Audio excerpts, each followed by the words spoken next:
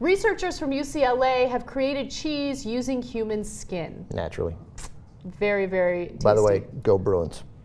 Yes. Now, microbiologist Christina Agapakis is behind this, and she literally used microbes found in human skin in order to get the cheese, to get the milk for the cheese to curdle, which sounds fascinating. Now, here's what Every sentence you say is slightly grosser than the sentence you said before. Well, that's the intention here. Okay, so there's the cheese in question. It looks great. Yeah, yeah. I mean, that's just delicious. So what she had to say the following. People were really. Better. That does look better. I'm not exactly sure. What's if the that's other? the Can we go exact back to same the other type. one? The first picture there. Yeah, come on. It's a soft cheese. It's That looks like described as a soft that looks cheese. seriously. That looks like a sponge. It looks like the kind of sponge that a single guy has. Yeah. You know, like you're dating a guy and you're hanging out at his house. And you're like, dude, come on, buy a new sponge. They cost 69 cents. Yes. Yeah. Yes. I will admit that I was guilty of having such sponge Yeah. in my kitchen. In your day, yeah. Yes. But anyway, so she says that people were really nervous and uncomfortable and kind of making these grossed out faces, when dealing with the cheese.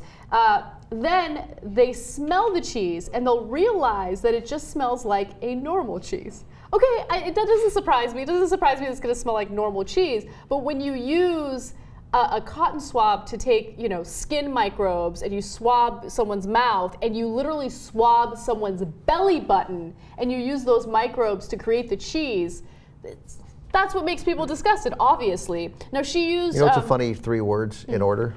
Smell the cheese. That's true. Yeah. That's true. So she used...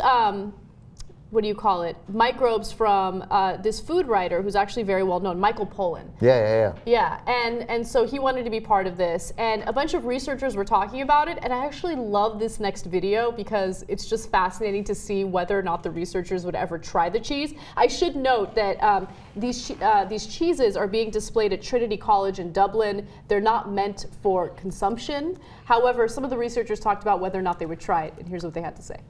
They're reminders of the body, obviously, of body odor and various parts of the body, and I think that we're both attracted and repulsed at the same time. Yeah, it smells like feet. Well, one of the most striking things that I learned in all of my research about cheese is that the specific microbes on a wash rind cheese, a Brevibacterium linens, is very closely related to another Brevibacterium, which is common on feet and on the human skin. Oh, so it's no God. wonder. I mean, it's not metaphorical. A cheese that was inspired by me or my bacteria, I would love it to be something that's flavorful and a little bit funky. Do you think that you would try a cheese made on purpose out of bacteria sampled from a person's skin? Oh, I would.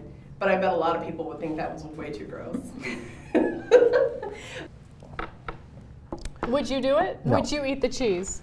I would not eat the cheese. I wouldn't smell the cheese. No, I don't. I would smell the cheese. I don't like being grossed out. Like being gross out things. I'm done with that.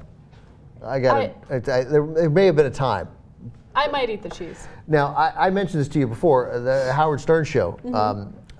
Sal and Richard, who do the prank phone calls and are very funny guys. And I actually misled you before. I was right the first time. Oh, okay. Sal grew cheese in his smegma, which is a word I didn't really know. Smegma, okay. Yeah, that's the Is that a buildup of clinical skin. term? Yeah, that's between the foreskin and the penis. Okay. Right, and he grew cheese there. Which means you can't clean it for a while. How do you grow? I don't know. I don't know. But you can. I mean, I don't think it's a cheese. You wouldn't then make a grilled cheese with it, right? And then because Richard Christie wanted Metallica tickets, right, for the Sirius XM Metallica show. Richard Christie, a big metal guy and a drummer himself, and he wore Sal's smegma cheese as a mustache. Wow. Yeah. Did he eat it? I don't know. That I don't know. I think he wore it as a mustache. It's enough. It's gross enough. So apparently, there are so many fascinating twists and turns to this. First of all, that someone would be willing to wear ball sack cheese on their mustache or upper lip, but also the fact that you can grow ball sack cheese actually that's not bad. I wouldn't mind. You would try that? That I'd try. You'd be open to it. Smegma cheese, that's not for me, but ball sack cheese, I'd try that. It's a little bitter. Oh, God. But if you eat it with an apple, like sort of something sweet, The bitter and sweet Yeah, combo, yeah. pretty tasty. it's amazing to me that you can grow cheese on the human body. I'm very skeptical of Like, that. I don't know the science behind it. Yeah. I didn't see it. There's video. I don't know how they did it, but but the fact is, my hunch is, I don't know like why I'm not more skeptical of the ability to grow cheese in your smegma.